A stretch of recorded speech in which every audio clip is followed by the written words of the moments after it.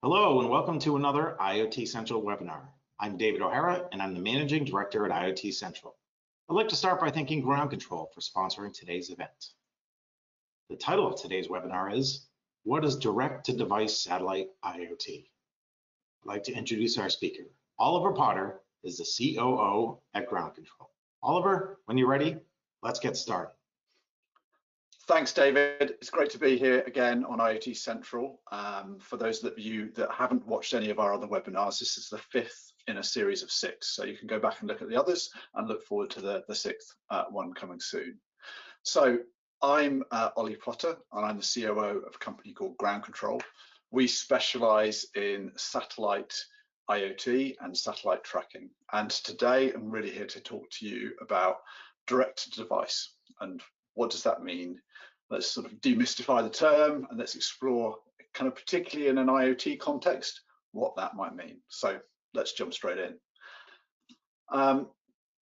First of all, let's just unpack why satellite. So cellular is brilliant. It covers all of the populated areas on the planet and delivers brilliant coverage. But that doesn't reach, I think it's something like 80% of the planet is covered by water or big land masses where there aren't lots of people and there isn't cellular coverage. So that's where we turn to satellite, and satellites can provide 100% of the Earth's surface covered with a data service or a voice service, and that's been around for a number of years. So kind of first thing in direct to device or satellite direct to device is, what's the point in satellite at all? And ultimately it's that you can connect your device anywhere in the world. So moving forward and kind of looking a little bit more deeply. So on the left here, what we're really focusing on, or what the term direct-to-device is really focusing on, is starting to connect everyone's smartphones. So the idea is you have your smartphone, like my one here, and it will work outside of normal cellular coverage, and it will be able to connect to a satellite in order to provide a number of different services. So some emergency kind of messaging services, building up to kind of more normal messaging services, to possibly a data and voice service out there as well. And then really on the back of that thinking, we're then looking at IoT devices, and well, if the networks are there and they're serving smartphones, we could also use those same networks to deliver IoT services. And then on the spectrum side, there are a number of different approaches going on here. So I'll start at the kind of top left and then work around the wheel. So on the top left, there are a number of operators in the world looking at using the spectrum that mobile operators already have, and they'll change the use of that so that it can be used from a satellite and then broadcast down over that country to provide a service from that satellite. That requires you as a mobile operator to give up a little bit of spectrum for that use. You have to then work with the regulator in order to change the use of that, so it's no longer on cell towers, it's on satellites, and then you can provide that service. Now, obvious limitation of that is it will only be over that particular country where that particular operator has the rights to give up that bit of spectrum. So the classic example of this, also the leading example of this, is Starlink and SpaceX. They've announced they're using the T-Mobile spectrum over the USA, and I think they've announced 9 other countries as well around the world. And when they get that ready and when they've got the right permissions, the intention is to use some of that T-Mobile spectrum to provide that data service to devices across the USA. Moving around the wheel, unlicensed terrestrial spectrum. A number of people have tried it. This is sort of using UHF, VHF type frequencies or LoRaWAN type frequencies and using that in a satellite context. It's in here for completeness, but realistically in direct to device, I don't think there's any kind of project using it. And then the bottom one is then a really important one, and kind of particularly in an IoT context. So there is the spectrum that's available all around the world that's dedicated for the use of satellites. Kind of MSS spectrum it's often referred to, and that spectrum's the L band or S band, and that's sort of the 1 to 2 gigahertz, which is a really nice sweet spot to provide low power, high coverage with enough data throughput in order to provide IoT devices. this is where your sort of global stars, iridiums, and Viasats operate in today. And in direct-to-device context, these operators are kind of particularly Viasat at the moment, and I think Iridium coming fairly soon after, are looking at also broadcasting a standards-based cellular data service, so a narrowband IoT service, using some of their existing spectrum in order to provide that service. Now that has the obvious benefit that it would be a global service available everywhere, leveraging their existing satellites that they've already got and that spectrum. So a mixture of approaches underneath D2D to provide that service. So kind of really looking at how it works. So out of the gates initially, looking at smartphones in particular, Apple really went first. So they signed a deal with Globalstar, and they've used a proprietary technology, so Globalstar's existing technology, and included that in iPhones for the last couple of years. That's definitely direct-to-device, but they've done it in a kind of bespoke proprietary way, where I think all of the mood music around IoT is in standards-based solutions, which is on the right-hand side of this slide. So there are really the two that we talked about before. So these are at the top are the sort of the narrowband IoT plays from Viasat and Iridium, Skylo. There's a bit on the Ligado network. There's a bit on Thuraya. So there are a number of these starting to crop up to form a service. That probably next year or the year after starts to become something that can be considered. And then at the bottom, as discussed before, SpaceX, Starlink from SpaceX, are looking using T-Mobile, for example, and using their spectrum over the USA. I think there's operators in Australia and Canada, and I think there's one in Switzerland, for example, where that service will start to come about. Obviously, the drawback of that is it will be a bit patchy. The advantage being it will be a bit faster than the narrowband IoT, so you'll have a bit more throughput and a bit more data, but only operating in some places. Just moving us forward. So why is that interesting and potentially exciting? So because realistically, there are already satellite services all around the world. They provide a great data service already. Why is this interesting from an IoT context? So probably the first one is cost. It's difficult to understand exactly how this will play out, but the big motivation is probably on device cost and device price. There are obviously modules and chipsets made in the millions for cellular IoT. And if those same chipsets can then be used in a satellite context, then the sort of the scale economics of the devices will mean you could have cheaper devices. And that's definitely a motivating driver to do this. I think we're talking about somewhere between release 17 and release 19, depending on which network it is, in order to support the new narrowband IoT networks. But in the coming years, I think there are some early chipsets available now, but yeah, in the coming years, you're really starting to look at the availability of those. Scalability is, well, if you've got an existing IoT solution, you're already using, say, a U-Blox or a Quectel module, you could then scale your rollout really into kind of areas around the world, and not having to do that with any change, having to adopt any new hardware, having to adopt any new set of standards. And then, of course, you know, you've then got improved reliability as well, because you potentially have the option to, if the cell tower is down, where your device is, it could then hook up onto the satellite rather than just not be available for that period of time. So kind of clear advantages. Some of these are similar to the sort of broader satellite IoT advantages, but kind of device cost is probably the main one, where we and I think the market hopes that there'll be a material improvement as we go forward. So use cases.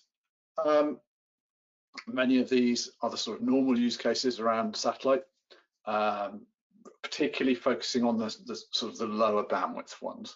So where you've got a very small amount of data, where narrowband IoT could work for it, we're looking at these. So in the agricultural space, when you're just reporting a moisture reading or controlling a valve, you could easily see narrowband IoT could work quite well there. Very little data needing to be moved. Likewise in oil and gas, just monitoring equipment, but only really monitoring kind of binary outputs rather than looking for a kind of greater feed of information. Utilities, there's lots of sensors and switches around which could leverage this as you go forward. In the oceanic space, there may be some. I mean, actually, we're seeing probably more higher bandwidth use cases than that, looking for more data and more sensor information, which might be beyond narrowband IoT. But again, there may be really good, powerful use cases there. And as I work across the slide, of course, there are use cases in sort of remote telemetry space as well. So typical use cases, but probably at the smaller amount of data end, because it's narrowband IoT and it only has a certain amount of throughput that you can leverage and use. So kind of then to unpack this in a different lens. So you already have your proprietary networks. Realistically, from a D2D perspective, Globalstar is the only thing there, but it's just not really true in an IoT perspective, because Globalstar is embedded in the Apple iPhone. But from an IoT perspective, there's the Globalstar simplex network, there's the Iridium SPD IMT or Certus100 network, there's the Viasat OGX network. So in a proprietary sense, kind of not D2D, that's the landscape that there is today. Really, it's the middle and on the right-hand side here. So there's the 5G NTN, so the narrowband IoT side. This is offering, low data rates, slightly higher latency than you would otherwise have, partly because they're on geo. But there may be some LEO options that come down the line as well. And then on the right-hand side, you can get a higher throughput. So Starlink, AST, Link are all planning to offer Cat1 services. So I think you're looking at, I don't know, sort of 2 to 4 megabits of capacity over a sort of 50 to 100 kilometer diameter radius that would be shared between all devices and all users in that space.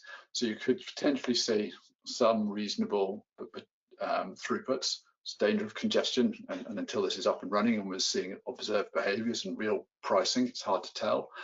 But you could see quite interesting Cat1 or Cat1 Biz use cases in those particular geographies, leveraging those networks. There isn't a service yet, but we're keeping a very close eye and looking to start to test that and then be ready to kind of support our customers in that space as well. If we'll line these up and kind of consider the timeline. So Globalstar and Apple got out the gates first, and as I'm sure many of you know, you get the satellite symbol on your iPhone if you go out of cellular coverage, and you've got them on one iPhone, and that's been around for a couple of years. I think the next kind of major move is the partly the Viasat and Skylo network. I think realistically that's in the middle of next year or early next year, so in 2025. And it'll be very interesting to see when we start to see pricing and when we start to see that kind of coming out, what we might be able to do with it. So we're quite excited about what we might be able to do with Viasat with our customers. Starlink, AST and Link probably on a similar-ish timeline. I mean, this is really starting to look into the crystal ball. But Starlink, I think, will be first. Starlink will be first in those 9-ish countries. You can look them up on their website. The USA, Canada, Australia are certainly significant ones in that space. And that will be a Cat1 Biz type service available just in those geographies. So if you're global, wouldn't work. But if you've got a use case in one of those countries, it's potentially an option. Again, yet to see pricing, yet to understand how that will work. But it's lovely that it could come with a Cat1 Biz standards-based service. And then on the far right, Iridium, they've kind of announced they are significantly investing in this. I mean, what that brings, and they will go down the narrowband IoT route like Viasat and Skylo. What that will really bring is a LEO play to the narrowband IoT, so filling in the polar coverage and giving that kind of truly global solution there. So that's the timeline. You can start to test it next year, start to play with it, but I think we're looking for a couple of years before you'll really have that kind of confidence to go for a bigger rollout when the network's in there and when the pricing is understood to build up business cases. But of course, it's not all about D2D. So I get the slide to build. The TCP/IP option is really restricted to Starlink and those plays. So if you want a global TCP/IP or UDP/IP play, then you're definitely going to have to use one of the existing services out there. So Certus 100 or the IoT Pro, which is the new name for BGAN M2M. If you want larger message sizes, then again, you're really going to have to go down one of the bespoke routes. So I think it would be much more cost effective, and actually the services are really designed for that. So I think SPD is similar-ish to where you might be with narrowband IoT, but certainly the Iridium message transport or OGX options, if you want to transmit a bit more data in a message way, that would be the way to go. And then of course, the standard, so the bespoke networks have been designed ground up with satellite in mind. That you have the global coverage, and you really have the sort of the low power benefits of them. They're not trying to retrofit a service to work on a satellite, which is used to being plugged into the mains. These are designed for it. So we do expect, better power performance and larger messages from the bespoke place. So lots to go for with the existing networks that are already out there. So kind of concluding, D2D really promises a lower cost of hardware, and that's the main thing here. You're using modules that are being manufactured in the millions rather than in the sort of tens of thousands where you are on the bespoke side. So we're expecting a lower cost of hardware from that. Lower cost of airtime, probably. It's hard to tell. I've not seen any pricing yet. Everyone's getting excited about it, but the physics don't change. So the business model changes a bit, but the physics don't change. You've still got the same satellites, still got the same spectrum, still got all the costs that sit there. So it may bring prices down. It may bring a bit more transparency around pricing and the ability to roam between networks, but I don't think it's going to have a significant impact. And then of course you've got this sort of improved interoperability. But you've got great solutions already. So and they're tightening up their pricing. So I actually think the difference will be even smaller when D2D gets there, simply because the networks want to preserve their existing businesses and make sure they are truly competitive. So even if you don't want to go down a D2D route, I think it's a good thing anyway, because it will improve what's already out there. And of course, there are loads of things that you need to think about when you're going down a route here. What service is available and where in the world? Can you work with that protocol? Do you want to use messaging or TCP/IP, and are you happy to use those? If you've got a lot of data versus a little bit of data, that will drive your decision making. And then again, power. How much power have you got? Can you afford to run a higher power service? And all of these are the sort of things that we would go through with any of our IoT customers looking at any particular rollout. So that's everything I had to say. If you've got any questions, email us, give us a call. But that's the end of my webinar, and I'll hand it back to you, David. Thank you. Thanks, Oliver. This brings our webinar to a close. I'd especially like to thank Oliver for his insights, and thank you to Ground Control for sponsoring today's event. You can view more webinars at iotcentral.io. Thanks for watching.